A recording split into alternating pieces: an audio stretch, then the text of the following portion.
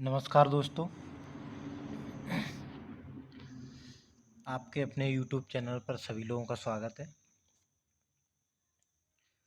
आज हमने NCERT की न्यू सीरीज स्टार्ट की है जिसमें हम पॉलिटी, इकोनॉमी, हिस्ट्री सभी की NCERT कवर करेंगे। आज हम 10th क्लास की इकोनॉमी की NCERT जिसमें फर्स्ट चैप्टर डेवलपमेंट यानी विकास का है उसको समझेंगे।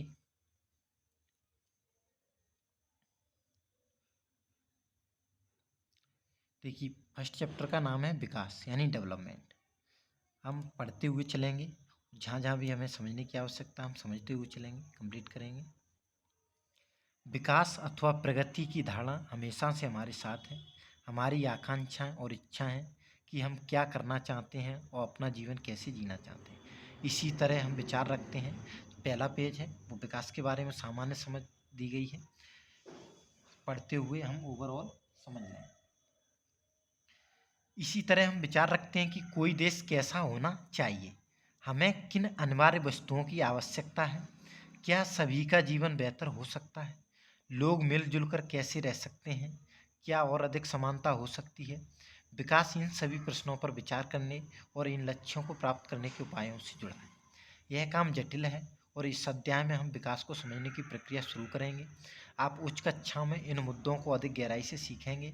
इसके अतिरिक्त ऐसे बहुत से प्रश्नों के उत्तर आपको अर्थशास्त्र में ही नहीं बल्कि इतिहास और राजनीति विज्ञान के पाठ्यक्रम में भी मिलेंगे। ऐसा इसलिए है कि हम आज जो जीवन जी रहे हैं वो अतीत से प्रभावित है। हम इसे जाने बिना बदलाव की इच्छा नहीं रख सकते। इसी तरह हम केवल एक लोकतांत्रिक राजनीतिक प्रक्रिया के द्वारा ही इन आशाओं और संभावनाओं को वास्तविक जीवन में प्राप्त कर सकते हैं। तो विकास का मतलब हमारे सब जीवन की आकांक्षाएं, हमारी इच्छा है कि हम अधिक से अधिक विकास कर सकें। विकास मतलब प्रत्येक व्यक्ति की अलग अलग है। अभी हम टेबल देखेंगे नीचे तो उसमें पता चलेगा हमें कि विकास सब व्यक्ति के लिए अलग अलग है, लेकिन कॉमन चीज़ है। विकास का मतलब वो अपने जीवन में तरक्की करे, यानी उसके पास अधिक से अधिक इनकम हो, आय हो और बेहतर जीवन हो। उसका किसी भी प्रकार से उसका जीवन बेहतर होना चाहिए। बेहतर जीवन के लिए हमें बेहतर इनकम की आवश्यकता होती है। तो विकास इसी प्रकार से जुड़ा हुआ है। और विकास देखिए केवल इकोनॉमी का सब्जेक्ट नहीं है। आप हिस्ट्री में देखेंगे, हिस्ट्री में किस प्रकार से विकास हुआ है। पहले हम जंगलों में रहते थे, फिर धीरे धीरे हमारा विकास हुआ ना। फिर हम घरों में रहने लगे। पहले हम मंदिर की अवधारणा नहीं समझते थे, फिर धीरे धीरे हमने मंदिर बनाए, पूजा पाठ करना स्टार्ट किया, ठीक है, कपड़े पहनना स्टार्ट किया हमने। इसी तरीके से हमारा विकास हुआ। धीरे धीरे हमारी बुद्धि का विकास हुआ, डेवलप हुआ। तो उसी से हमने और भी चीज़ें डेवलप की। आज आप देख सकते हैं, आज से कई साल पहले जीवन देख सकते हैं, अंतर है। उसी तरीके से ये विकास हमारा होता। तो ये केवल इकोनॉमी का विषय नहीं है। विकास हिस्ट्री से भी जोड़ सकते हैं, राजनीति से भी विकास जोड़ सकते हैं। क्या हमारे देश में लोकतांत्रिक देश है हमारा, क्या लोकतांत्रिक मूल्यों का पालन हो रहा है? यदि हो रहा है तो हम विकास के रास्ते पर हैं। यदि नहीं हो रहा है तो कहीं ना कहीं हम विकास में पिछड़े हुए हैं। तो ये सब विकास की बातें हैं। देखिए, विकास क्या वादा करता है? विभिन्न व्यक्ति विभिन्न लक्ष्य, यानी कि सब व्यक्ति के अलग अलग लक्ष्य होते हैं और उनके अनुसार विकास के लिए अलग अलग आवश्यकता है। देखिए, हमें कल्पना करने का प्रयास करें कि तालिका 1.1 में दी गई सूची के अनुसार लोगों के लिए विकास का क्या अर्थ हो सकता है, उनकी क्या आकांक्षा है। आप देखेंगे कि कुछ स्तंभ अधूरे भरे हुए हैं। इस तालिका को पूरा करने की कोशिश कीजिए। आप चाहें तो किन्हीं और श्रेणी के व्यक्तियों को जोड़ सकते हैं। तो ये तालिका दी गई है नीचे, इसमें सब व्यक्ति दिए गए हैं। देखिए, इसमें व्यक्ति दिए गए हैं और उनके अलग अलग विकास के बारे में बताया गया है, उनके लक्ष्य क्या हैं, आकांक्षा क्या है। तो हम समझते हुए चलेंगे। देखिए, फर्स्ट दिया गया भूमिहीन ग्रामीण मजदूर, यानी वो ग्रामीण मजदूर जिसके पास भूमि नहीं है। जिनके पास भूमि है उनके लक्ष्य अलग होंगे, और जिसके पास बिल्कुल भूमि नहीं है वो ग्रामीण मजदूर, उसका लक्ष्य क्या है विकास का? काम करने के अधिक दिन और बेहतर मजदूरी, यानी कि अधिक दिन तक वह काम मिले उसे और बेहतर मजदूरी मिले।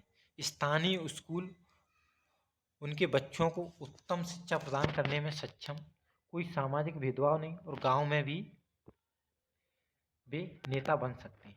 यानी उनके अनुसार विकास क्या हो गया? जो ग्रामीण मजदूर है वो चाहता है कि हमें काम के अधिक दिन मिले, बेहतर मजदूरी मिले, स्थानीय स्कूल उनके बच्चों को उत्तम शिक्षा प्रदान करने में सक्षम हो, यानी कि जो स्कूल खुले हुए हैं आसपास वो अच्छी शिक्षा प्रदान कर सकें उन्हें, गुणवत्तापूर्ण, जिनमें बच्चे उनके पढ़ लिख के आगे बढ़ सकें।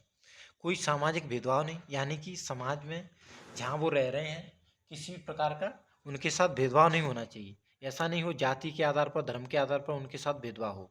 वो गांव में भी नेता बन सकते हैं, यानी कि चुनाव लड़ सकते हैं, यानी राजनीति में जाने का भी उन्हें अधिकार मिले। देखिए, पंजाब के समृद्ध किसान, इसमें पंजाब के किसानों की बात की गई है। और मध्य प्रदेश, कुछ लक्ष्य उनके सेम हो सकते हैं, मध्य प्रदेश, उत्तर प्रदेश, हरियाणा या फिर उत्तराखंड, इन किसानों के लक्ष्य सेम हो सकते हैं कुछ, लेकिन इसमें पंजाब के समृद्ध किसान हैं, उनके कुछ लक्ष्य हैं जो अन्य किसानों से अलग हैं।